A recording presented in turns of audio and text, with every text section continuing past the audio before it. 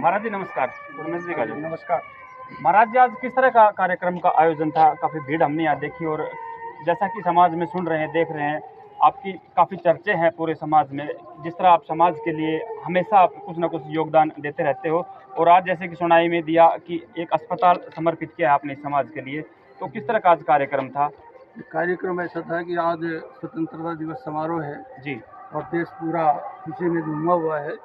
आज 1947 के दिन, आज के दिन हमें स्वतंत्रता मिली थी और अंग्रेजों से हमारा पीछा छूटा था। जी। और ये जो वर्षगांठ जो है वो बड़ी धूमधाम से पूरे हिंदुस्तान में मनाई जाती है।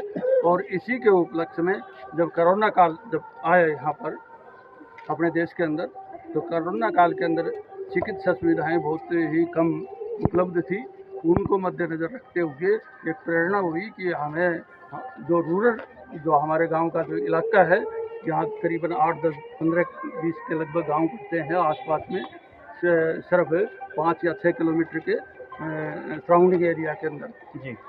तो उनके लिए यदि भविष्य में भी कोई ऐसी कोई विपत्ति वगैरह कोई आए तो उनको उचित रूप से शिक्षा, उचित रूप से जो चिकित्सा है वो उपलब्ध हो सके और जगह की भी उपलब्धता हो सके, उसी को मद्देनज़र रखते हुए ये बिल्डिंग इतनी लंबी चौड़ी बनाई गई और ये करीबन 2 साल से 3 साल से चली हुई आ रही है, बन गई थी। आज कंप्लीट होकर आज स्वतंत्रता दिवस समारोह के उपलक्ष्य में ये समाज के लिए समर्पित किया गया। जी महाराज जी, अगर हम सुविधाओं की बात करें अस्पताल से जो सेवाएं मिलेंगी जनता को, तो किस तरह से शुरू कर रहे हैं, कब से शुरू कर रहे हैं और किस तरह की सेवाएं शुरू होंगी? सेवाएं इसमें हमारे हिसाब से ये होगी कि भाई यहाँ पर हम ओपीडी बैठाएंगे, डॉक्टर्स वगैरह बैठाएंगे। डॉक्टर्स वगैरह जो ओपीडी का कंसल्टेशन जो है वो बिल्कुल मुफ्त रहेगा। बेड जो चार्जेज होंगे, यदि कोई एडमिट होता है कोई पेशेंट, तो वो भी मतलब कि निःशुल्क रहेंगे बिल्कुल। और जो कुछ जो औषधियाँ हैं, दवाइयाँ हैं, वो उनको खरीद के लानी पड़ेंगी और जो कुछ अवेलेबल हो पाएगा उतना हम भी करेंगे मरीजों के लिए। और इसमें महत्वपूर्ण भूमिका जो हमारे सहयोगी रूप से साथ हमारे खड़े हैं, गंगा साई हॉस्पिटल के डॉक्टर हेमेश्वर गुप्ता जी और डॉक्टर कविता जी, इनका बहुत महत्वपूर्ण सहयोग रहा है और शायद आगे भी रहेगा। और मैं निवेदन करूंगा कि आगे भी ये मतलब अपनी सेवाएं उपलब्ध करवाएं और इस हॉस्पिटल को सुचारू रूप से ऊपर बढ़ाने की कोशिश करेंगे। और इनका जो नेचर जो है, स्वभाव जो है, वो भी एक सामाजिक कार्यकर्ता के रूप में है और वही उसी के तहत इन्होंने हमें बहुत अच्छी तरह से सलाह दी और इसकी प्रेरणा दी कि ये इस टाइप से चलेगा। इन्हीं के गाइडेंस के अंदर ये जो सामान वगैरह जो आया उपलब्ध हुआ। डॉक्टर्स वगैरह टीम आएंगी, आगे बैठेंगी, 2, 3, 4, पहले एक ओपीडी चलेगी, फिर 2 चलेंगी, फिर 3 चलेगी, फिर 4 चलेगी और फिर वक्त के साथ साथ ऐसे चलती रहेगी। जी महाराज जी, धन्यवाद। Thank you sir. डॉक्टर साहब आप आ जाओ। हाँ ठीक है, मैं यही खड़े। डॉक्टर साहब, जैसा कि देखने को मिला हमें आज, महामंडलेश्वर रामेश्वर दास जी को सारी दुनिया जानती है। हमारे क्षेत्र में बहुत समाज के लिए आए दिन कुछ न कुछ करते रहते हैं। एक बहुत बड़ी अस्पताल यहाँ इन्होंने इस समाज को दी है करोड़ों रुपए लगाकर। आपका किस तरह से इसमें योगदान रहेगा और आज क्या प्रक्रिया रही और आगे किस तरह से सेवाएं यहाँ पे मिलेंगी लोगों को?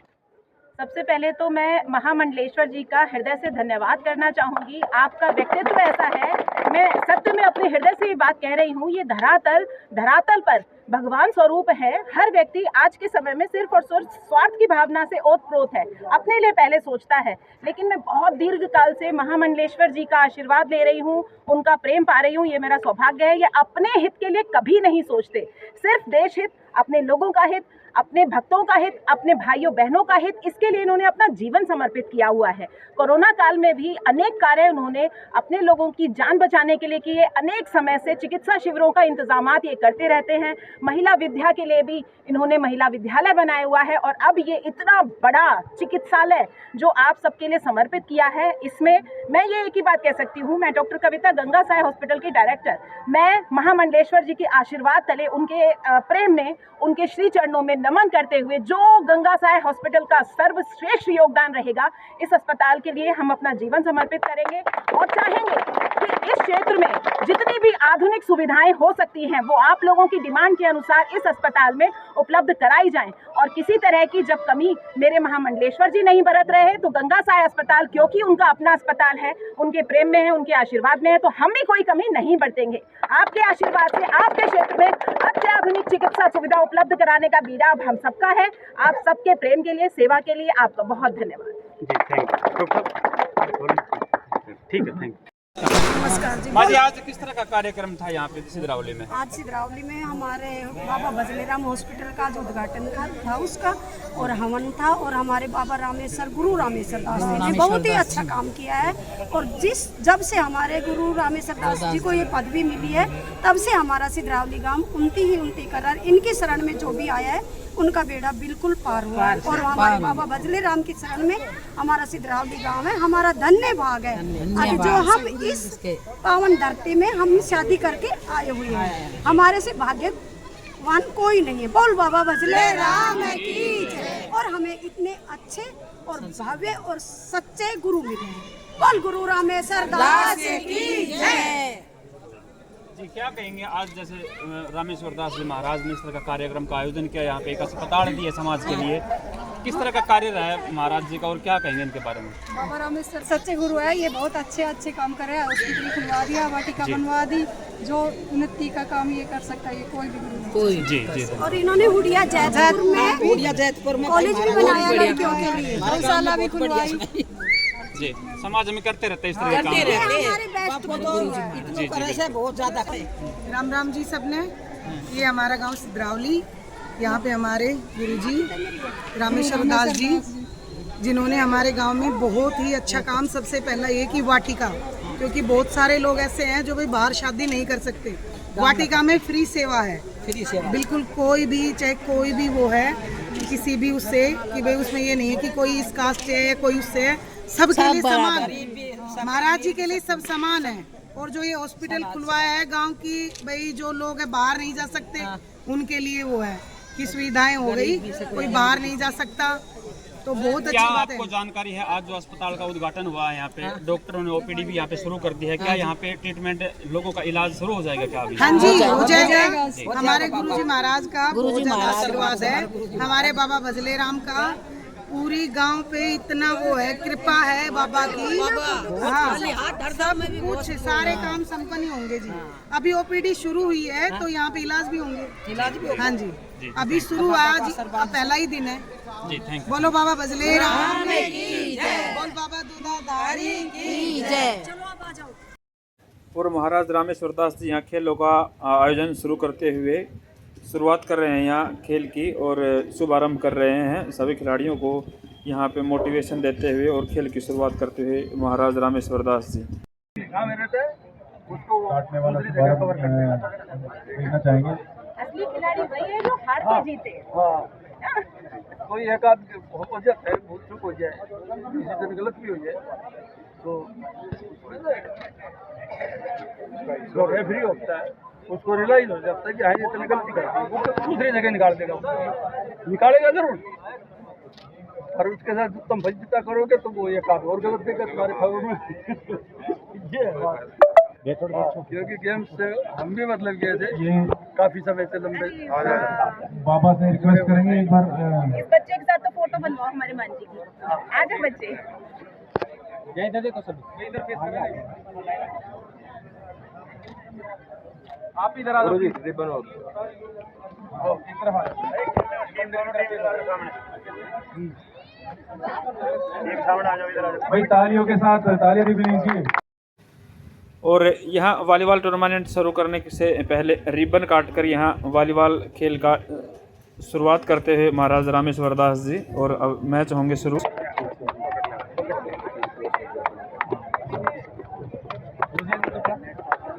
ये बाबा के शुभ हाथों से हर साल की तरह इस बार भी वॉलीबॉल के खेल का जो 15 अगस्त और 26 जनवरी का आयोजन होता है, फिर इस बार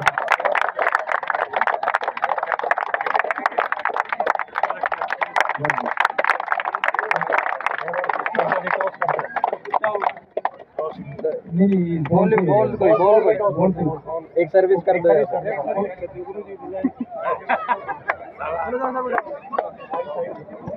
ये बाबा की शुभ बातों से एक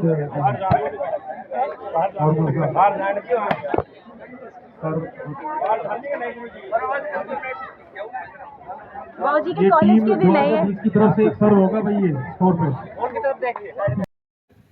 और यहाँ सर्विस कर कर मैच की शुरुआत करते हुए महाराज रामेश्वर दास जी महाराज जी ने यहाँ पहले सर्विस की और उसके बाद मैच की शुरुआत की गई, वॉलीबॉल मैच की शुरुआत करते हुए।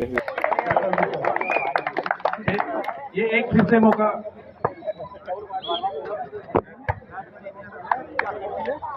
ये बाबा से चाहेंगे हम कि दो शब्द हमारे मनोबल बढ़ाने के लिए बोले। आगे के खिलाड़ी बंधु से जो आशाएं हैं हमें आपके खेल को स्पष्ट तरीके से आप दिखाएंगे यहाँ पर और अच्छी भावना से आप खेलेंगे। जैसे ही आप इस ग्राउंड के जरिए ग्रामीण क्षेत्र के जो ग्राउंड है इनसे ही हमें प्रतिभा पूरे देश को मिलती है। यही प्रतिभाएं आगे चलकर एक राष्ट्रीय लेवल पर और नेशनल लेवल के ऊपर जाकर इन्हीं प्रतिभाओं में से छपनी होती है। तो मैं भी यही आशा करता हूं कि जो हमारा ये जो ग्राउंड है इसमें से जो हमारे यहाँ पर कबड्डी का जो ग्राउंड रहा उसमें से 3-4 जो ग्राउंड में से हाँ लड़के जो निकले हैं तीन चार जो लड़के निकले हैं वो नेशनल लेवल के ऊपर कबड्डी के लिए तैयार होकर गए हैं। और मैं आशा करता हूं कि इस वॉलीबॉल टीम में से भी 1-2-4 मतलब ऐसे खिलाड़ी निकल के जाएं और आप सभी के लिए प्रेरणा है कि आप मन लगाकर और एक समर्पण की भावना से जब खेल के अंदर खेलेंगे तो कामयाबी आपको जरूर मिलेगी।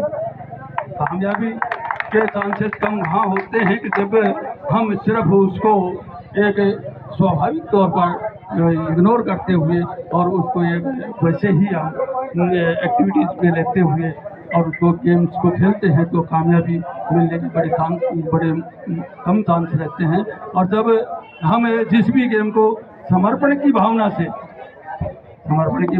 यह है कि आप गेम के प्रति उतने ही सजग हो जाएं और उसको अपना सब कुछ सर्वस्व है उस गेम के प्रति ध्यान और एकाग्र हो जाए तो आपको निश्चित रूप से सफलता मिलेगी। और सफलता मिलेगी, आप नेशनल लेवल के ऊपर पहुंचेंगे, फिर विश्व लेवल के ऊपर भी जाकर आपको मौका मिलेगा। ये हमारे जो ग्रामीण क्षेत्र में इस तरह की जो प्रतियोगिताएं होती हैं उनका मेन उद्देश्य यही होता है। तो आप विशेष रूप से कामयाब होंगे। और इसके साथ साथ मैं आपको ये भी बताऊंगा, थोड़ा सा कहना चाहूँगा कि खेल को समर्पण भावना से खेलते हुए और एक अपना कॉम्बिनेशन उसके अंदर तैयार करें कि जो पढ़ाई के लिए भी आपके लिए समय उचित समय निकाले, ताकि पढ़ाई का जब समय आपको जब उसमें भी कामयाबी साथ साथ दोनों एक सिक्के के दो पहलू हैं।